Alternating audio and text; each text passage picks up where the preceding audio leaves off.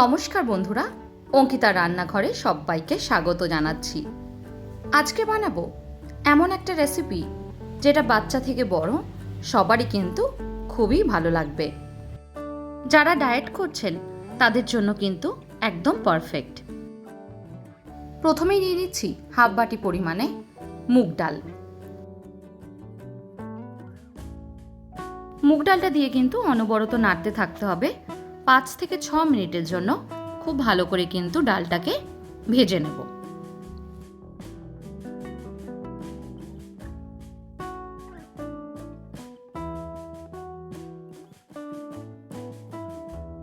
গ্যাসের ফ্লেমটাকে লোতে রেখে খুব ভালো করে ডালটাকে ভেজে নিয়েছি। এবার দিয়ে দিচ্ছি আরও হাফ বাটি পরিমাণে ওটস। আজকে কিন্তু বানাচ্ছি ওটসের খিচুড়ি। ওটসটা দিয়েও কিন্তু মুগ ডালের সাথে খুব ভালো করে নেড়ে নেব। তারপর 2 মিনিটের জন্য খুব ভালো করে ভেজে নেব। অবশ্যই গ্যাসের ফ্লেমটাকে কিন্তু লোতে করে রাখবেন। চেষ্টা করবেন ওটস আর মুগ ডাল এটা যেন একদম পারফেক্ট পরিমাণে থাকে। যদি 1 বাটি ওটস থাকে তাহলে 1 বাটি যদি ডাল দেওয়া হয় সেটাই কিন্তু পারফেক্ট হয়। এই প্রসেসটা যত সুন্দর করে করা হবে খিচুড়ির টেস্ট কিন্তু ততটাই সুন্দর হবে। তাই এই প্রসেসটা করার সময় একটু হাতে সময় নিয়ে খুব ভালোভাবে কিন্তু ভেজে নিতে হবে।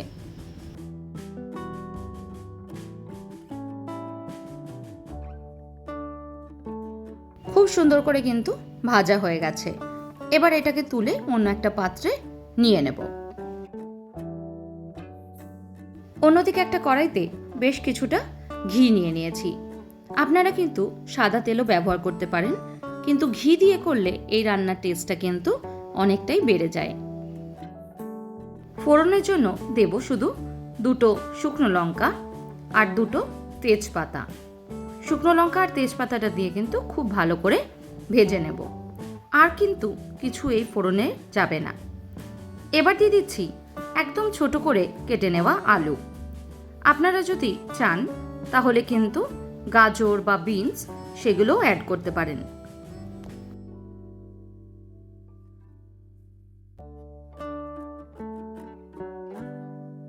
আলুটা 2 মিনিটের জন্য ভেজে নিয়েছি।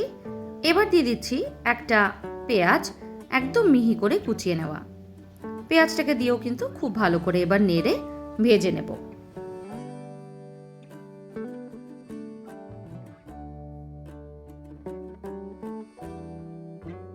পেঁয়াজটা নরম হয়ে আসলে দিয়ে দিচ্ছি 1 চামচ নুন আর হাফ চামচ হলুদ। হলুদ আর নুনটা দিয়েও কিন্তু খুব ভালো করে একবার মিশিয়ে নেব।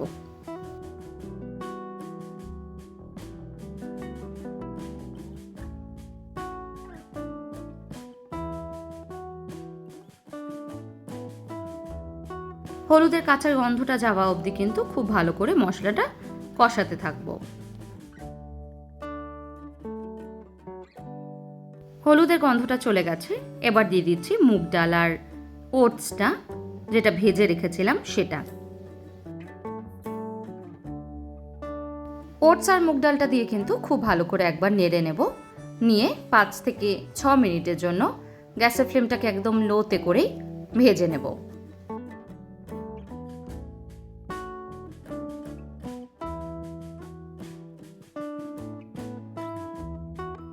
ওটসটা আর মুগ ডালটা কিন্তু খুব ভালো করে ভেজে মিশিয়ে নিয়েছি। এবার দিয়ে দিচ্ছি পরিমাণ মতন গরম জল। ওটস আর ডাল এই দুটো মিলিয়ে যদি 1 বাটি হয় সেক্ষেত্রে কিন্তু 2 বাটি জলের প্রয়োজন হবে। যেই পরিমাণে ওটস আর ডালটা থাকবে তার ডাবল একদম জলটা ব্যবহার করবেন, তাহলেই একদম পারফেক্ট খিচুড়ি হবে। 15 মিনিটের জন্য এবার কিন্তু ভালো করে সেদ্ধ করে নেব। গ্যাসের ফ্লেমটাকে লোতে রেখে কিন্তু খুব ভালো করে ডালটা আর ওটসটা সেদ্ধ করে নেব। ওটস আর ডাল দুটোই সেদ্ধ হয়ে গেলে দিয়ে দিচ্ছি হাফ চামচ গরম মশলার গুঁড়ো। গরম মশলার গুঁড়োটা দিয়েও খুব ভালো করে একবার নেড়ে নিয়ে 2 মিনিটের জন্য ফুটিয়ে নেব।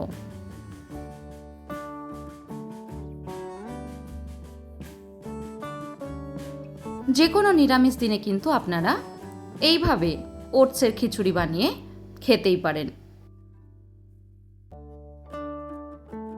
দেখে নিচ্ছি আলুটা সেদ্ধ হয়েছে কিনা। দেখুন আলুটাও কিন্তু খুব সুন্দর করে সেদ্ধ হয়ে গেছে। একঘেয়ে গোবিন্দভোগ চালের খিচুড়ি না খেয়ে একবার এইভাবে ওটসের খিচুড়ি বানিয়ে দেখবেন। এবার ঢাকা দিয়ে 5 মিনিটের জন্য হতে দেব। 5 মিনিট পর ঢাকাটাকে খুলে নিচ্ছি, তারপর খুব সুন্দর করে একবার নেড়ে নেব।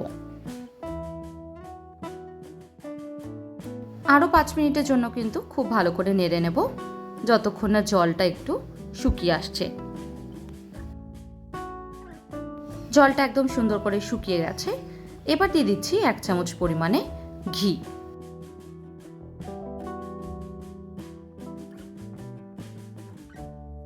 ঘিটা দিয়েও কিন্তু খুব ভালো করে একবার নেড়ে নিতে হবে।